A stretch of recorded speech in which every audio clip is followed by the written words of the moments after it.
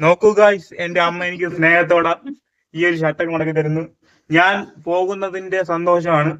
പോയാലും ഞാൻ നാളെ ഇനി തിരിച്ചു വരും. ഓക്കെ.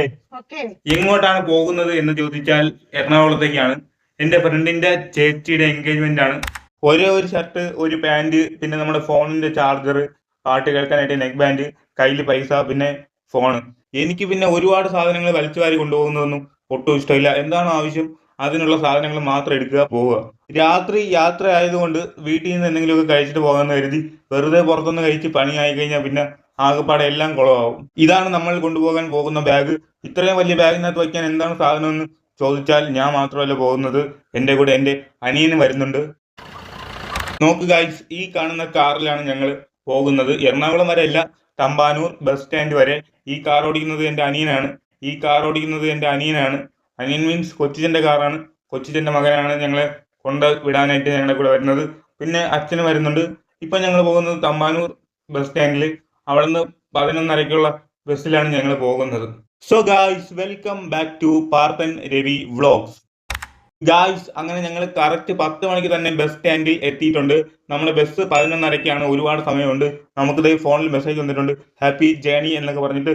ഇതിൽ കണ്ടക്ടറിന്റെ ഇത് ഫോൺ നമ്പരും അതുപോലെ തന്നെ ബോർഡിംഗ് ടൈമും എല്ലാം കൊടുത്തിട്ടുണ്ട്. നമ്മുടെ ബോർഡിംഗ് ടൈം എന്ന് പറയുന്നത് 11:30-ആണ്. നമുക്ക് എന്തായാലും എല്ലായിടും ഒന്ന് കറങ്ങി കാണാമെന്ന് കരുതി ഞാൻ അങ്ങ് ഇറങ്ങി. തമ്പാനൂർ ബസ് സ്റ്റാൻഡ് കൊള്ളാം ഗായ്സ്, വേറെ കുഴപ്പവും കാര്യങ്ങളൊന്നുമില്ല. നല്ല നീറ്റ് ആൻഡ് ക്ലീൻ ആണ്. ഇതിന്റെ അകത്ത് തന്നെ എല്ലാ സാധനങ്ങളും വാങ്ങാനൊക്കെ ഉണ്ട്. ചെരുപ്പായാലും അതുപോലെ തന്നെ ഫുഡായാലും എല്ലാം ഇതിനകത്ത് തന്നെ വാങ്ങാനുണ്ട്. ATM കൗണ്ടർ ഉണ്ട്. എല്ലാം വെൽ സെറ്റ് ആണ് ഇതിനകത്ത്. എന്തായാലും കൊള്ളാം ഗൈസ്. അപ്പൊ നമുക്ക് ഇനി ബസ് വരാനായിട്ട് കുറെ സമയമുണ്ട്. നമുക്ക് എന്തായാലും അവിടെ പോയിരിക്കാം. ഗായ്സ്, മണി ഇത് 12 മണിയായി. ഞങ്ങളുടെ ബസ് 11:30-ക്ക് എടുക്കുന്ന ബസ്സായിരുന്നു. ഞങ്ങളാണെങ്കിൽ ഇവിടെ 10 മണിക്ക് വന്ന് നിന്നതാണ്. പക്ഷേ ഇപ്പൊ പറയുന്നു ബസ് പോയെന്ന്. ഞങ്ങൾ കണ്ടക്ടറിനെ എത്ര വട്ടം വിളിച്ചു, ഒരുപാട് വട്ടം വിളിച്ചപ്പോഴത്തേക്കും എപ്പോഴും ബിസി. ഞങ്ങൾ കണ്ടക്ടറിനെ 11:15 മുതൽ വിളിക്കാൻ തുടങ്ങി, വണ്ടി എവിടെയാണ് ഉള്ളതെന്ന്. പക്ഷെ കോൾ എടുത്തില്ല. എന്നിട്ട് 11:45 കോൾ എടുത്തിട്ട് പറയുന്നു വണ്ടി സ്റ്റാൻഡ് വിട്ടല്ലോ, ശ്രീകാര്യം എത്തിയല്ലോ എന്ന്. ആ ബസ്സിൽ ഞങ്ങളുടെ 2 സീറ്റ് മാത്രമാണ് ഒഴിഞ്ഞു കിടന്നത്. ഒന്ന് വിളിച്ചിരുന്നെങ്കിൽ ഞങ്ങൾ പോയി കയറുമായിരുന്നു. ഇത് നോക്കുക, ഈ സമയം 12 കഴിഞ്ഞിട്ടുണ്ട്. അപ്പൊ എന്തായാലും എന്താവും നോക്കാം. B cool. ഇത് സ്റ്റേഷൻ മാസ്റ്റർ ആണ്. വളരെ നല്ലൊരു വ്യക്തി എന്ന് പറഞ്ഞാൽ വളരെ നല്ലൊരു വ്യക്തി. ഞങ്ങൾ 10 മണിക്ക് അവിടെ വന്ന് ഇരുന്നത് ഈ സാറ് കണ്ടതാണ്. സാറിനോട് പോയി ഞങ്ങൾ കാര്യം പറഞ്ഞു. PNR നമ്പറൊക്കെ കാണിച്ചു കൊടുത്തു, ടിക്കറ്റ് കാണിച്ചു കൊടുത്തു. അങ്ങനെ നോക്കിയപ്പോഴാണ് ഞങ്ങൾക്ക് പോവേണ്ട ബസ്സിൽ 2 സീറ്റ് മാത്രമേ ഒഴിഞ്ഞിട്ടുള്ളൂ. എന്നാലും അയാൾ നമ്മളെ ഫോൺ വിളിച്ചില്ല. എന്നിട്ട് വിളിച്ചെന്ന് കള്ളം പറഞ്ഞു. അത് പോട്ടെ, വിഷയമില്ല. അപ്പോൾ ഈ കാണുന്ന സാറ് ഞങ്ങൾക്ക് മറ്റൊരു ബസ്സിൽ എങ്ങനെയെങ്കിലും സീറ്റ് അറേഞ്ച് ചെയ്യാൻ പറ്റുമോ എന്ന് കുറേ നേരം നോക്കി. അങ്ങനെ അവസാനം പാലക്കാട് പോകുന്ന ബസ്സിൽ സീറ്റ് തരാമെന്ന് പറഞ്ഞു. അങ്ങനെ ഞങ്ങൾക്ക് സീറ്റും തന്നു. എന്തായാലും കുഴപ്പമില്ല, ഇതൊരു എക്സ്പീരിയൻസ് ആവട്ടെ. ഇതുപോലെയൊക്കെ വരുമ്പോഴല്ലേ ഒരു ഇൻട്രസ്റ്റിംഗ് ആവുള്ളൂ. അടുത്ത വട്ടം എന്തായാലും ഞങ്ങൾ എല്ലാം നോക്കിയേ കയറുള്ളൂ. ഗായ്സ്, അപ്പോൾ ഇതാണ് നമ്മൾ പോകുന്ന ബസ്. പാലക്കാട് ബസ്സാണ്. നമുക്ക് ഇറങ്ങേണ്ടത് അങ്കമാലിയിലേക്കാണ്. ഞങ്ങൾ ഫസ്റ്റ് ബുക്ക് ചെയ്ത ബസ്സിൽ വിൻഡോ സീറ്റ് ആയിരുന്നു. പക്ഷേ ഇപ്പം ഞങ്ങൾക്ക് വിൻഡോ സീറ്റ് ഒന്നും കിട്ടിയില്ല. സീറ്റ് കിട്ടിയതേ ഭാഗ്യം. അതുകൊണ്ട് എന്തായാലും ഇവിടെ ഇരുന്ന് തന്നെ പോവാം. അങ്ങനത്തെ വണ്ടി എടുത്തു തുടങ്ങി.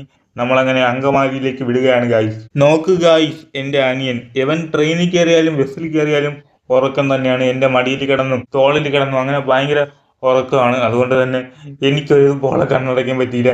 എന്തായാലും കുഴപ്പമില്ല, ബസ് കിട്ടി, അത് തന്നെ വലിയ കാര്യം. എൻഗേജ്മെന്റിന് പോകാൻ പറ്റും. Good morning. അപ്പോൾ നമ്മൾ രാവിലെ കൃത്യം 7 മണിക്ക് തന്നെ അങ്കമാലി ബസ് സ്റ്റേഷനിൽ എത്തിയിട്ടുണ്ട്. ഇവിടെ നിന്ന് ഫ്രഷായി പോകാം എന്നാണ് ഇപ്പോൾ നമ്മുടെ ഒരു ഐഡിയ. എന്തിനാണ് വെറുതെ 1 മണിക്കൂറിന് വേണ്ടി റൂമൊക്കെ എടുക്കുന്നത് ഗായ്സ്. അപ്പോൾ ഞാനിപ്പോൾ ഇരിക്കുന്നത് അങ്കമാലി KSRTC ഡിപ്പോയുടെ വിശ്രമ റൂമിലാണ്. ഇത് നല്ല നീറ്റാണ്. പക്ഷേ ഇവിടുത്തെ ബാത്റൂം അത്ര പോരാ. അങ്ങനെ ഞങ്ങൾ ഈ ഒരു റൂമിനകത്ത് വെച്ച് തന്നെ ഡ്രസ്സൊക്കെ മാറി. ബൈ ദ ബൈ, ഇതാണ് KSRTC ഡിപ്പോയിലെ വിശ്രമ കേന്ദ്രം. ഇതിനകത്തേക്ക് കയറാൻ 1 മണിക്കൂറിന് 20 രൂപയാണ്. പക്ഷേ നമുക്ക് ഇതിനകത്ത് കയറിയിരിക്കാം, ഉറങ്ങാം, എന്ത് വേണമെങ്കിലും ചെയ്യാം. സ്ത്രീകൾക്കും പുരുഷന്മാർക്കും സെപ്പറേറ്റ് 2 സ്ഥലം കൊടുത്തിട്ടുണ്ട്. പിന്നെ മൊബൈൽ ചാർജ് ചെയ്യാനായിട്ട് ചാർജിങ് പോർട്ടുകളൊക്കെ കൊടുത്തിട്ടുണ്ട്. അതുപോലെ തന്നെ ലേഡീസിന് വേണ്ടി ഫീഡിങ് റൂമുണ്ട്. നല്ല വിശപ്പുള്ളത് കൊണ്ട് ഞങ്ങൾ അങ്കമാലി ബസ് സ്റ്റാൻഡിന്റെ അടുത്തുള്ള ഹോട്ടൽ അതിഥി എന്നൊരു ഹോട്ടലിലാണ് കയറിയത്. ഞാൻ അപ്പവും കടലക്കറിയും ഓർഡർ ചെയ്തു. എൻ്റെ അനിയൻ അപ്പവും മുട്ടക്കറിയും ഓർഡർ ചെയ്തു. അങ്ങനെ ഞങ്ങൾ രണ്ടുപേരും അങ്ങോട്ടും ഇങ്ങോട്ടും ഷെയർ ചെയ്ത് കഴിച്ചു. പിന്നെ ഒരു ചൂട് കോഫിയും കുടിച്ചു. വലിയ വിലയൊന്നുമില്ല, 250 രൂപ ആയതേ ഉള്ളൂ. എന്തായാലും കൊള്ളാം, നല്ല ടേസ്റ്റ് ഉണ്ടായിരുന്നു. ഇനിയാണ് നമ്മൾ വന്ന കാര്യത്തിലേക്ക് കടക്കുന്നത്. അതായത് നമുക്ക് പോകേണ്ടത് അകപ്പറമ്പ് എന്ന് പറയുന്ന പള്ളിയിലാണ്. അതിനായിട്ട് നമ്മൾ അങ്കമാലി ബസ് സ്റ്റാൻഡിൽ വന്ന് ബസ് കയറിയിട്ടുണ്ട്. വളരെ പെട്ടെന്ന് തന്നെ നമുക്ക് ബസ് കിട്ടി. നമ്മൾ സ്ഥലവും കണ്ടുപിടിച്ച് അങ്ങനെ പള്ളിയിലേക്ക് പോകുകയാണ്. അങ്ങനെ നമ്മൾ കൃത്യമായി സ്ഥലം കണ്ടുപിടിച്ച് എത്തിയിട്ടുണ്ട്. Mar Sabor Afroth Jacobite Syrian cathedral church. ഇതാണ് ഈ ചർച്ചിന്റെ പേര്. സ്ഥലം അകപ്പറമ്പ്. നമ്മൾ വന്നത് ബെട്രോത്തൽ സെറിമണിക്കാണ്. അതായത് നമ്മുടെ ട്രിവാൻഡ്രത്തൊക്കെ പറയുന്നത് എൻഗേജ്മെന്റ്. അത് തന്നെയാണ് സെയിം സംഭവം. ഞാൻ ആദ്യമായിട്ടാണ് നമ്മുടെ ട്രിവാൻഡ്രം വിട്ട് പുറത്ത് പോയി ഒരു ഫംഗ്ഷൻ അറ്റൻഡ് ചെയ്യുന്നത്. എന്നെ കണ്ടപ്പോൾ തന്നെ എൻ്റെ ഫ്രണ്ട് ഞെട്ടി. അതായത് ഒട്ടും എക്സ്പെക്ട് ചെയ്തില്ല ഞാൻ ചേച്ചിയുടെ കല്യാണത്തിന് ചെല്ലുമെന്നുള്ളത്. എങ്ങനെ ഞെട്ടാതിരിക്കും? തലേ ദിവസം കൂടി ചാറ്റ് ചെയ്തിട്ട് ഞാൻ ചെല്ലുന്ന കാര്യം പറഞ്ഞിട്ടില്ലായിരുന്നു. എന്തായാലും കൊള്ളാം. 2025 തുടക്കത്തിൽ തന്നെ നമുക്ക് ഒരാളെ ഞെട്ടിക്കാൻ പറ്റി, സർപ്രൈസ് കൊടുക്കാൻ പറ്റി. എന്തായാലും നല്ലൊരു ഫംഗ്ഷൻ ആയിരുന്നു. പിന്നെ എനിക്ക് ഒരുപാട് വീഡിയോസും കാര്യങ്ങളും ഒന്നും അവിടെ നിന്ന് എടുക്കാൻ പറ്റിയില്ല. കാര്യം എന്താണെന്ന് ചോദിച്ചാൽ, ഇന്നാളുടെ ഫ്രണ്ടല്ലേ എന്ന് പറഞ്ഞിട്ട് എൻ്റെ ഫ്രണ്ടിൻ്റെ റിലേറ്റീവ്സ് ഒക്കെ വന്ന് തന്നെ എന്നെ പരിചയപ്പെടും. നമ്മളെ അറിയാവുന്നവരുള്ളപ്പോൾ നമുക്ക് പോയി നിന്ന് വീഡിയോസ് എടുക്കാനൊക്കെ എന്തോ ഒരു മടിയായിരിക്കും. മറ്റേത് നമ്മൾ അറിയാത്തവരാണുള്ളതെങ്കിൽ ഒട്ടുപോലെ പോയി നമ്മൾ വീഡിയോസും കാര്യങ്ങളൊക്കെ എടുക്കും. പിന്നെ ഫുഡിന്റെ കാര്യം നോക്കിയാൽ നല്ല കിഴുക്കാച്ചി ഫുഡായിരുന്നു. ചിക്കനും കാര്യങ്ങളും എല്ലാം ഉണ്ടായിരുന്നു. പിന്നെ ഒരു കാര്യം, നമ്മുടെ ട്രിവാൻഡ്രത്ത് ബോളിയും പായസവും കൊടുക്കും പോലെ അവിടെ കൊടുക്കുന്ന ഒരു സാധനമാണ് ഈ പഴവും ഈ ഒരു തേന് പോലത്തെ ഒരു സാധനം, പാനിയോ അങ്ങനെ എന്തോ സാധനം. പക്ഷേ ഒരു രക്ഷയില്ല, വൻ പൊളി കിടിലം സാധനം. പിന്നെ ഡ്രിങ്ക്സ്, ഐസ്ക്രീം, അങ്ങനെ കുറേ കാര്യങ്ങളൊക്കെ ഉണ്ടായിരുന്നു. അങ്ങനെ നമ്മൾ പിന്നെ ഉച്ചയ്ക്ക് ശേഷം ട്രെയിൻ പിടിക്കണം എന്നുള്ളത് കൊണ്ട് ഒരു 1:30 ആയപ്പോൾ അവിടെ നിന്ന് ഇറങ്ങി. അങ്ങനെ നമ്മൾ ആലുവ റെയിൽവേ സ്റ്റേഷനിൽ എത്തിയിട്ടുണ്ട്. ടിക്കറ്റും കാര്യങ്ങളും എല്ലാം എടുത്തു. ഏറനാട് എക്സ്പ്രസ്സിലാണ് നമ്മൾ പോകുന്നത്. 3:45 സംഭവം ഇവിടെ എത്തും. ട്രെയിൻ വന്നപ്പോൾ നമ്മൾ ചാടി അങ്ങ് ട്രെയിനിൽ കയറി. കറക്റ്റ് 3:45 വന്നിട്ടുണ്ട്. ഇന്ത്യൻ റെയിൽവേ ഇത്രയും പുരോഗമിച്ചോ എന്ന് ഞങ്ങൾ ചിന്തിച്ച് അങ്ങനെ ഞങ്ങൾ ക്യാബിനിലേക്ക് പോയിരുന്നപ്പോൾ ക്യാബിനിലൊന്നും ആരുമില്ല. അതായത് ഞങ്ങൾ വിചാരിച്ചിരുന്നു ഞായറാഴ്ച ആയിട്ട് തിരക്കില്ലാത്തതാവുമെന്ന്.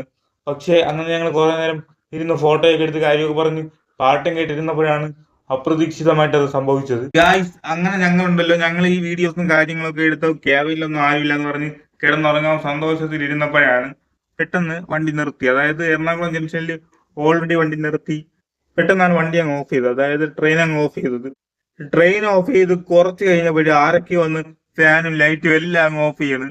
എന്താണ് സംഭവം എന്ന് പറഞ്ഞ് നോക്കിയപ്പോഴാണ് ഞങ്ങൾ ആകെപ്പാടെ അങ്ങ് ഞെട്ടിപ്പോയത്. ഗായ്സ്, നമുക്ക് ട്രെയിൻ മാറിപ്പോയി.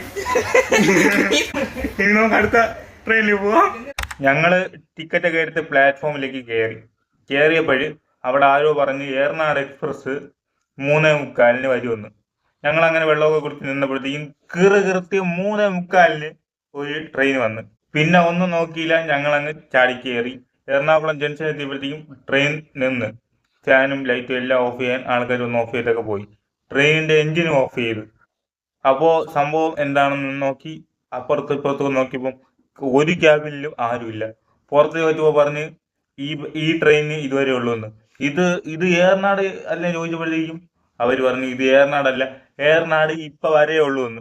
ലക്ക് എന്ന് പറയുന്ന സാധനം എന്തായാലും നമ്മുടെ ഇവിടെ ഉണ്ടെന്ന് മനസ്സിലായി.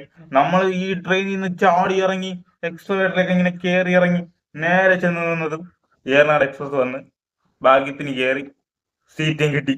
എന്തായാലും വല്ലാത്തൊരു എക്സ്പീരിയൻസ് ആയിരുന്നു. നമ്മളങ്ങനെ രാത്രി ഒരു 9:15 ആയപ്പോൾ ട്രിവാൻഡ്രം റെയിൽവേ സ്റ്റേഷനിൽ എത്തിയിട്ടുണ്ട്. ഇനി അങ്ങോട്ട് വീട്ടിലേക്ക് പോവുകയാണ്. ഒരിക്കലും മറക്കാൻ പറ്റാത്ത ഒരു ട്രിപ്പ് ആയിപ്പോയി. 2 മണ്ടത്തരങ്ങൾ പറ്റി. പക്ഷേ അത് രണ്ടും നമ്മൾ വളരെ ലക്കുള്ളത് കൊണ്ട് അത് ജീവിച്ചു എന്ന് വേണമെങ്കിൽ പറയാം. അല്ലെങ്കിൽ നമ്മൾ ആദ്യത്തെ ദിവസം തന്നെ തിരിച്ച് വീട്ടിൽ പോകേണ്ടി വരുമായിരുന്നു. എന്തായാലും ഈ ഒരു വ്ളോഗ് ഇത്ര നേരം കേട്ട് ക്ഷമിച്ച് കടിച്ചു പിടിച്ചിരുന്ന എല്ലാവർക്കും നേരുന്നു മംഗളാശംസകൾ. 1000 നന്ദി. അപ്പോൾ എന്തായാലും അടുത്ത വ്ളോഗിൽ കാണാം. ഞാൻ ഇനിയും വരും. Okay, by.